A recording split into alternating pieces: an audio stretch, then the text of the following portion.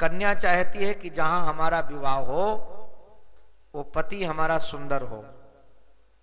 और मम्मी क्या चाहती हैं? मम्मी चाहती हैं भले थोड़ा रंग दबा हो, रंग से क्या लेना देना, घर में माल होना चाहिए, पैसा। बताओ आप चाहती हो कि नहीं चाहते? ऐसे गर्दन हिलाओ। सब यही चाहती हैं जी।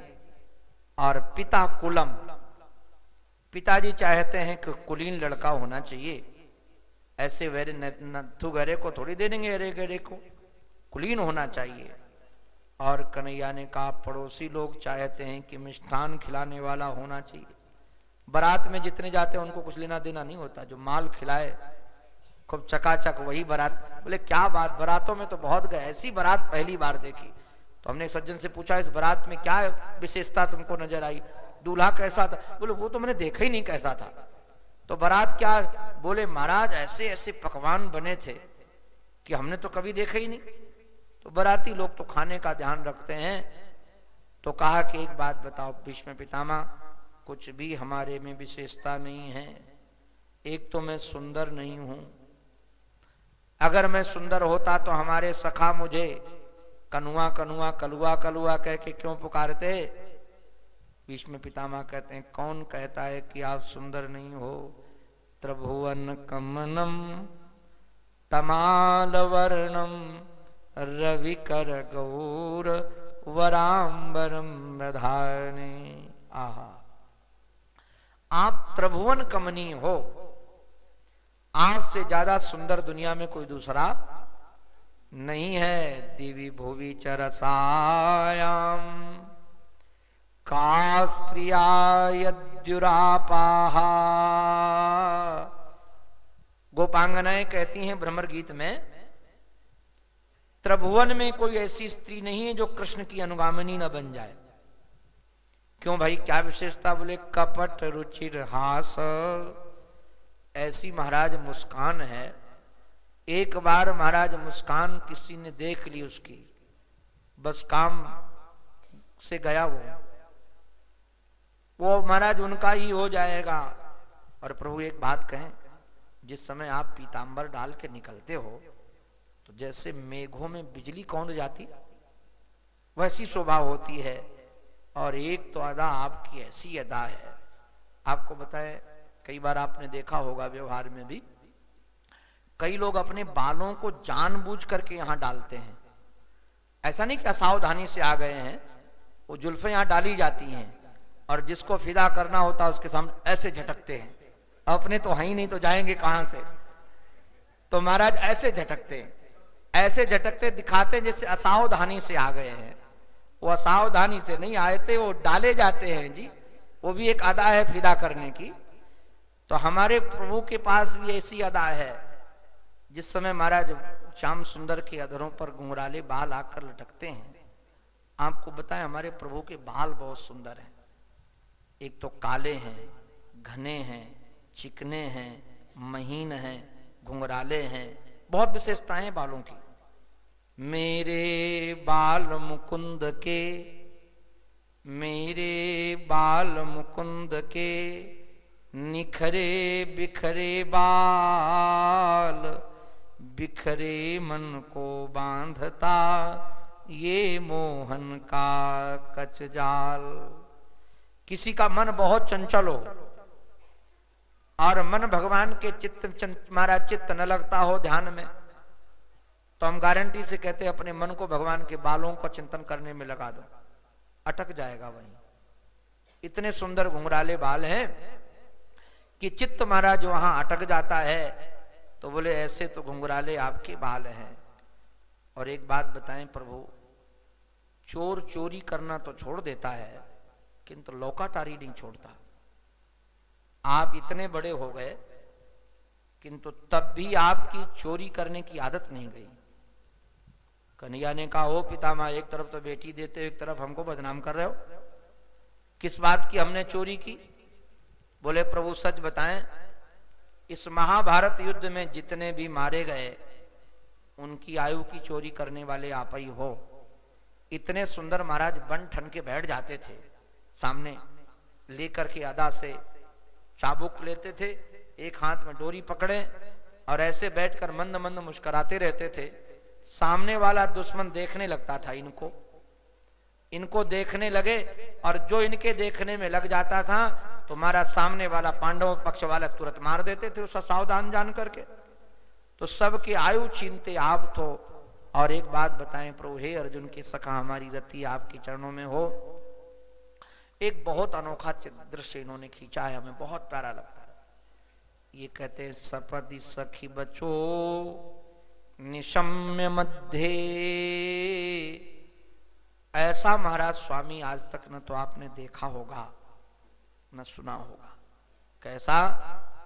सेवक कहता है कि हमारे रथ को ले चलो, दोनों सेनाओं के मध्य में खड़ा करो, तो भगवान कहते जो आज्ञा जहां पना। सेनयोर भयोर मध्य रथम स्थापय में च्युत। और बंधुओं याद रखिएगा, आज का ड्राइवर बनना सरल और उस समय सारथी बनना बड़ा कठिन। क्यों? जिस समय वीर युद्ध करता होता है तो वो वाणी से नहीं कहता कि इधर ले चलो, वो तो व्यस्त होता है।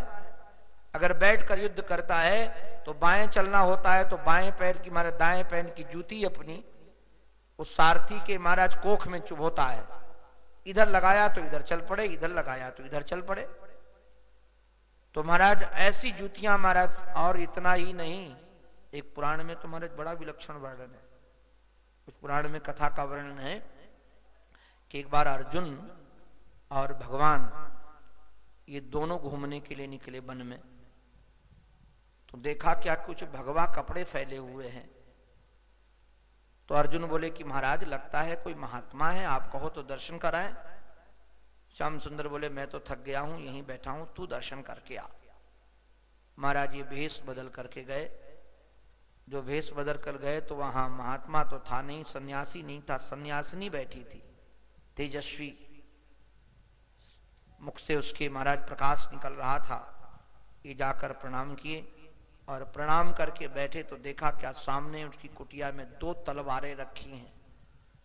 तो संगति नहीं लगी, एक तो ये माला झोली हाथ में और दूसरे तलवारें रखी हुई हैं, तेजस्विनी हैं। अर्जुन ने प्रणाम करके कहा मां मेरा एक प्रश्न है, आप तो सन्यासिनी है, तलवारें क्यों रखे हो? तो बोली एक तलवार तो मैं अर्जुन के लिए रखी हूं। अर्जुन की तो महाराज नीचे से धूल खिसक गई, मेरे लिए तलवार? और एक तलवार? बोले एक तलवार द्रौपदी के लिए रखे हैं। ये 2 तलवारें रखे हो? बोले हाँ हाँ 2 तलवार रख के बैठी हैं।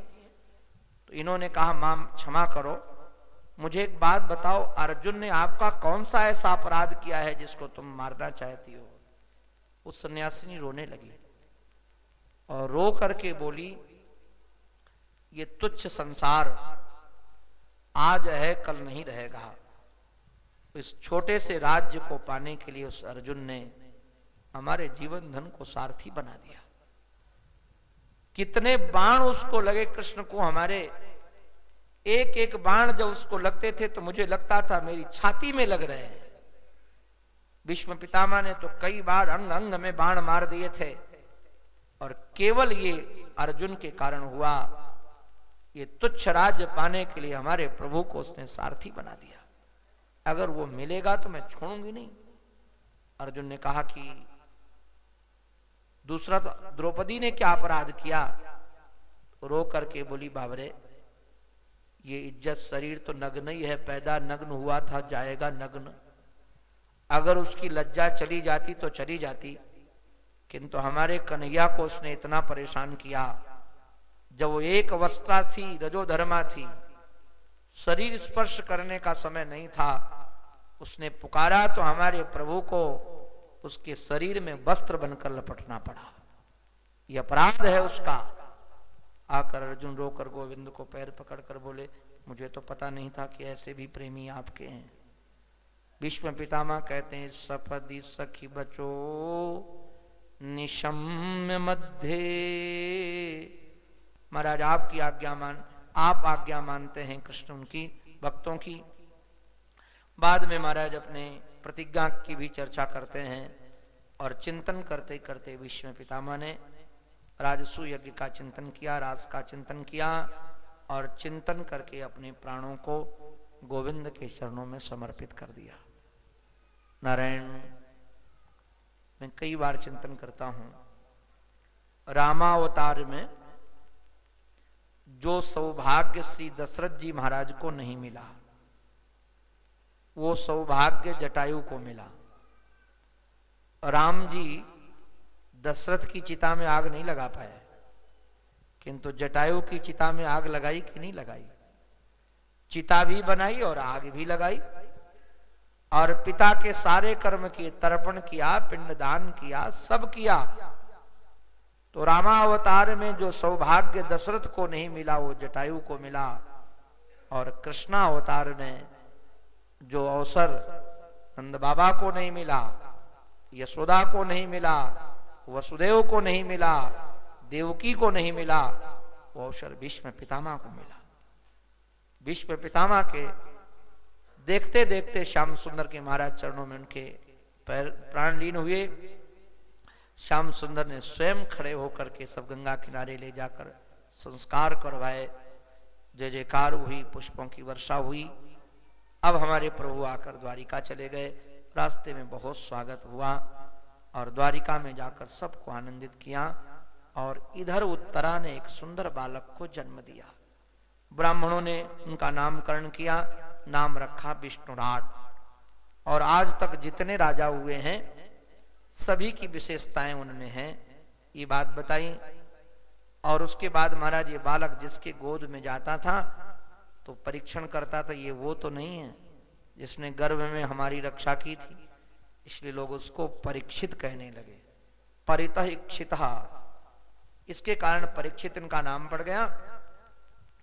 जब उत्तम संतान आ जाती है तो घर में संतों का आगमन होता है, और जिसके घर में संत आ गए तो जानो कि तीर्थ हो गया वो। ध्यान दीजिए, भागवत में, उपनिषदों में, रामायण में, सब जगह इसके प्रमाण हैं। इनके घर में विदुर जी आ गए। विदुर जी आए तो महाराज विदुर जी का बड़ा स्वागत किया धर्मराज युधिष्ठिर ने, और कहते हैं तीर्थी कुर्वंत तीर्थानी स्वांतस्थेन गदौ भ्रत। देखो, तीर्थ को तीर्थ बनाने वाले हैं संत। जैसे शरीर में यदि शरीर ही न रहे तो शरीर की कोई कीमत है?